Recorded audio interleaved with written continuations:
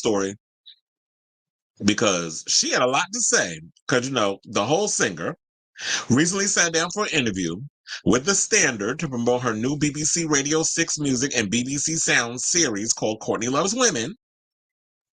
And she ain't hold back when it came to giving her thoughts on Taylor Swift, Beyoncé, recent Coachella headliner Lana Del Rey, and the icon herself, Madonna. So here's what she said, because you know what? I'm thinking based off of the things she said a lot. I'm probably going to have to break things down. Take the time to break things down before we get to the whole thing. So here's what she said about Taylor Swift. She said Taylor's not important. She might be a safe space for girls, and she's probably the Madonna of now, but she's not interesting as an artist. The contrarian opinion on Swift. Now, I do find this funny. And you know what? In a way, I kind of agree with with Courtney. It's like, to me, it's like maybe when she kind of transitioned from country music to the more that pop landscape, and she did the 1989 record, and she was kind of like edging herself a bit, with these mayonnaise Americans like to consider edgy. I just feel like Taylor had the wherewithal to kind of transition, become this big thing. But I feel like because she's been working with Jack Antonoff so much, I think she plays it safe. I don't think her music is as groundbreaking, as edgy as her people, white people, like to give her credit for. That's why I live for the fact that, and we'll get into what she said about Beyonce in a second, that I love that Beyonce is out here taking risks and doing things that are different outside of her comfort zone and using her platform to educate, and entertain, but also giving you bops to bop your head to.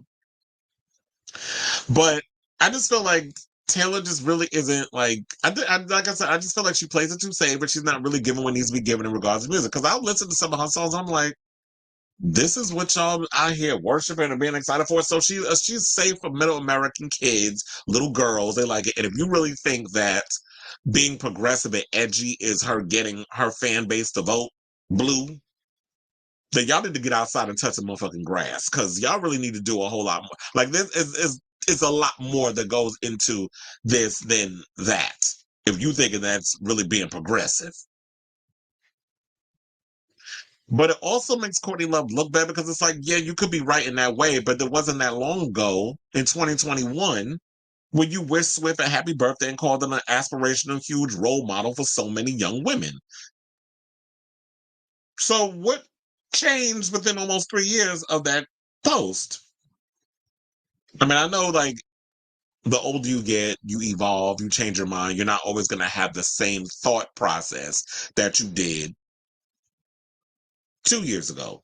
Me, I change my thought process all the time. I'm not always going to stand 10 toes down on the same thing all the time. Now, if I'm privy to more information and I become aware, then, the more you know, like, you know better, you do better. So I do follow that motto.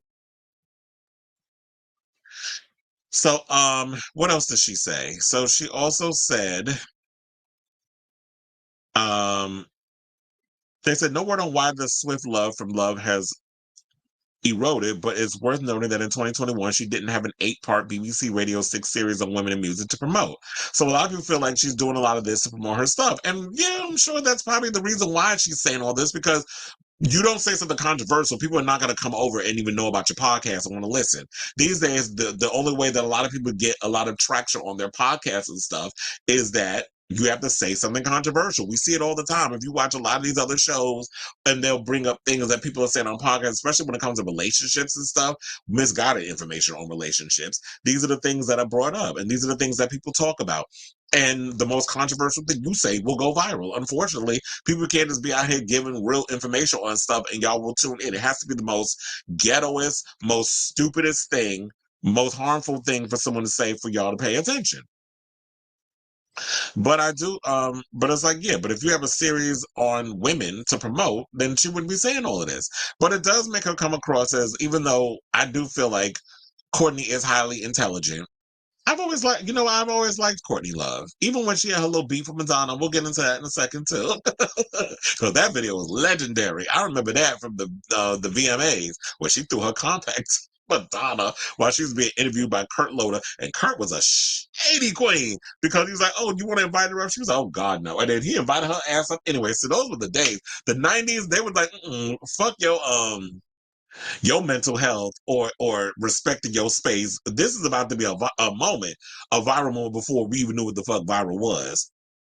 We didn't even have internet and viral stuff, but they brought that up, and then they sat next to each other, and then Madonna ran her down to the floor talking about and lots of available drugs. I remember that line like it was yesterday because Courtney tried to come for her, and Courtney, I'm sure, was hiding Cooter Brown in that interview, but Madonna read her down to the floor with her little high ponytail, bouffant, whatever the fuck you want to call it. And she had like the blue silk top with her bra exposed and the black slacks. I remember the outfit and everything like it was yesterday. That was during the bedtime stories era, I believe. But anyway, so here's what she said about Madonna. And we all know that they haven't gotten along, but I thought they kind of patched things up and worked things out, or not patched things up, but were cordial. Apparently not. Because she said, I don't like her and she doesn't like me. I love Desperately Seeking Susan, but for the city of New York as much as her. That was a backhanded compliment, though. And, I feel like at one point, Courtney Love wanted that money, success, fame, and glamour, what, the Taylor Swifts and the Madonnas and everybody's been enjoying. And at one point, she did acquire that. Like, I've always liked Hole and the music they were doing. She was like one of the best girls to be ever doing it in regards of like rock music and stuff, but she wasn't getting the love and respect that she deserved, especially because she was married to Kurt Cobain, and people compared that relationship to John Lennon and Yoko Ono. I know this may be before some of y'all's time. It's before mine too, because I ain't know nothing about John Lennon and Yoko, but I'm aware of the Beatles. Everybody knows the fucking Beatles. Like, come on. But Courtney Love and Kurt Cobain, 90s kid, 80s kid growing up in the 90s and stuff. I was a big Nirvana fan. Was so mad when Kurt killed himself. Fuck it. I'm not doing this whole unalive bullshit. When he took his own life. And I remember at one point, Courtney was on RuPaul's Drag Race as a judge and her daughter, Frances Bean. And yeah, so remember, at one point, she enjoyed some of that big success, especially coming from, she did Celebrity Skin. That's kind of when she went more glam. And poke fun at it. Oh, make me over. I know I want to be, there was a lot of all that what is that, Broken Study and Demonology. That was like one of my favorite songs from the album, but I did love that album because that was more like um Courtney Love got she went and kind of cleaned up her image. She wasn't like this big grungy Bessie rock singer. She glammed herself up. She got prettified. She started wearing fashionable clothes. She started going to all the runway shows. And then she got introduced and slithered into acting when she did The People versus Larry Flint. She was supposed to be in that horrible ass movie. Thank God she turned it. She didn't get it. The one with Natasha Henstridge that was directed by John Carpenter, and he is one of my favorite directors. That movie was bad. When it was on an alien island, Jason Statham was in it. That was like when his career first started out. And Pam Grier, can't remember the name of the damn movie off the top of my head, but they was on this island with these cannibalistic aliens or whatever, and they would kill them, escape from, it's something about Mars, Ghosts from Mars. Now it came to me. She's supposed to play the Natasha Henstridge part, but I think she got an injury and she had to step out.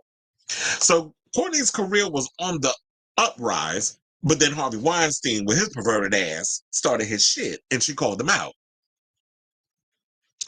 Where it was in I think it was in 2005. She was warning people to stay away from him and repeated the remarks again in 2017 as the New York Times dropped its explosive expose on the now incarcerated producer.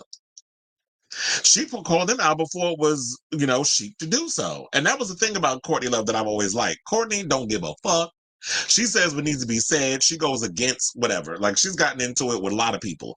She got into it with Dave Grohl, who, played, was in Nirvana before he went and did Foo Fighters and joined that. She went in on Gwen Stefani. She threw shade at Olivia Rodrigo. She went in on Brad Pitt because at one point she was supposed to be in Fight Club. I believe she was supposed to play the part that ended up going to Helena Bonham Carter. And she used to always call Trent Reznor all kinds of gay slurs, him and Marilyn Manson. So the thing was, Courtney was getting into it with a lot of people back in the day. I'm just laying it out. I remember. It's funny how I remember all of this. Like she went in on a lot of people in them days. So the one thing about Courtney is she will always say what needs to be said. She don't give a damn. Well, let's get to the rest of the stuff. Here's what she said about Lana Del Rey. She said she didn't like her ever since she covered a John Denver song, and I think she should really take 7 years off. But then again, it wasn't that long ago that she called Del Rey a musical genius and compared her to her ex-husband.